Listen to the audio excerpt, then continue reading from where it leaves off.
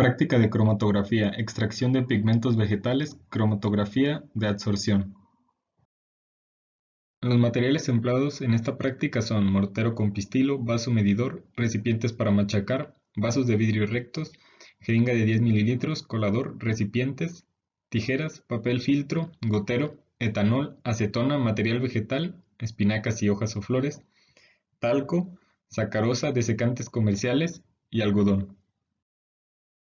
Los objetivos son ensayar la utilización de las técnicas cromatográficas básicas, denominadas cromatografía en columna y en capa fina o en placa, extraer los pigmentos responsables del color de las hojas de la espinaca y de una flor utilizando disolventes de uso común en casa, comprender los fundamentos de la técnica de separación analítica de cromatografía en capa fina, así como los factores que en ella intervienen y su aplicación, determinar los valores del factor de partición, correlacionando este concepto con la selección adecuada del eluyente. Cromatografía en capa fina. Es una técnica basada en fenómenos de adsorción sólido-líquido que constituye una herramienta importante en la química orgánica y analítica, para el análisis rápido de muestras pequeñas. Cuanto mayor sea la polaridad del disolvente, mayor será su capacidad para desplazar un compuesto de la fase estacionaria. Es decir, resulta en una competencia entre la fase móvil, o sea el disolvente, y la fase estacionaria, el adsorbente, por el compuesto.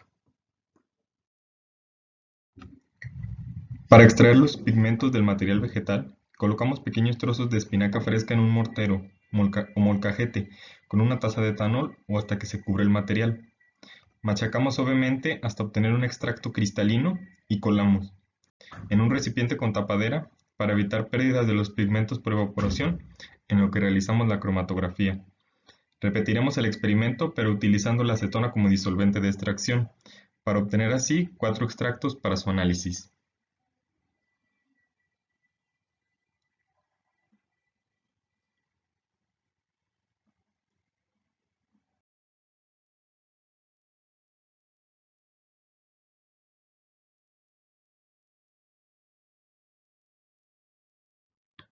Para la preparación de la placa cromatográfica con la ayuda de un lápiz hicimos pequeñas marcas en el papel filtro y lo recortamos de manera que pudieran caber en los recipientes que utilizaríamos para realizar la cromatografía en capa fina.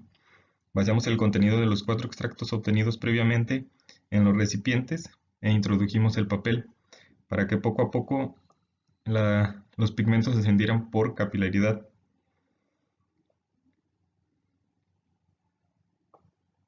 Y los dejamos por espacio de 40 minutos a 1 hora. Una vez cumplido el tiempo para que las muestras pudieran ascender por capilaridad por el papel filtro, se obtuvieron los siguientes resultados para la muestra de espinaca con etanol y acetona. Y para las muestras de la flor de tabachín y etanol y acetona. Se obtuvieron los siguientes resultados de la cromatografía en capa fina. Para la muestra de espinaca con etanol, el pigmento identificado fue clorofila B y xantofilas. Para la flor de tabachín y etanol fueron las antocianinas. La espinaca con el disolvente de acetona fue clorofila B y A, xantofilas y carótenos. Y para la flor de tabachín con acetona fueron carótenos y antocianinas. Asimismo, se calculó el factor de partición para cada uno de los pigmentos, definido como la distancia recorrida por el compuesto partido de la distancia recorrida por el disolvente. Y como se puede apreciar, para los extractos que se disolvieron con la acetona, se obtuvieron factores superiores a 0.5, lo que nos dice que hubo una mejor separación de los pigmentos para esas muestras. Cromatografía en columna. En ella un tubo estrecho contiene la fase estacionaria, a través de la cual la fase móvil se fuerza a pasar por presión o gravedad.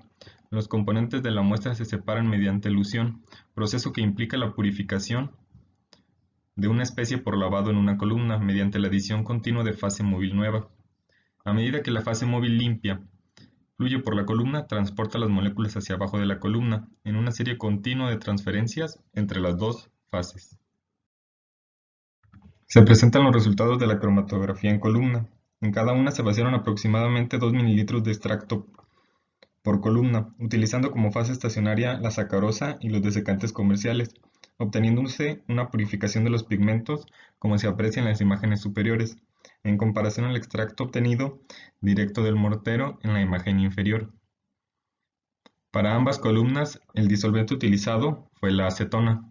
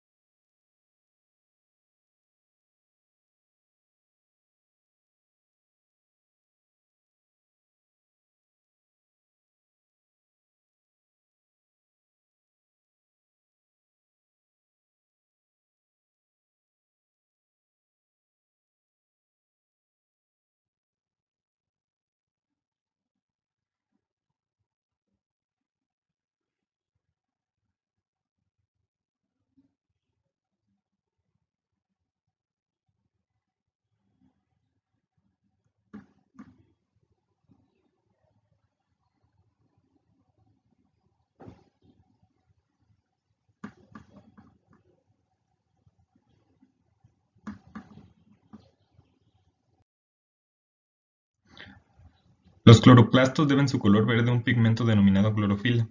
Sin embargo, lo que en realidad existe en ellos es una mezcla de pigmentos representados con diferentes colores, ya que cada uno presenta una estructura química definida con un patrón característico de uniones dobles conjugadas, que determina la absorción selectiva de ciertas longitudes de onda. Se observa que la movilidad de los componentes de una muestra que se desee separar depende de la afinidad que tenga hacia la fase móvil y la polaridad que presente ésta. Para lograr una separación apta, el principal factor para controlar el movimiento es la polaridad del disolvente. Sabemos que los pigmentos clorofílicos son insolubles en agua, pero sí lo son en solventes orgánicos como el alcohol etílico y la acetona. Entre más polar sea un disolvente, más rápido es el movimiento de los compuestos y menos efectiva la separación.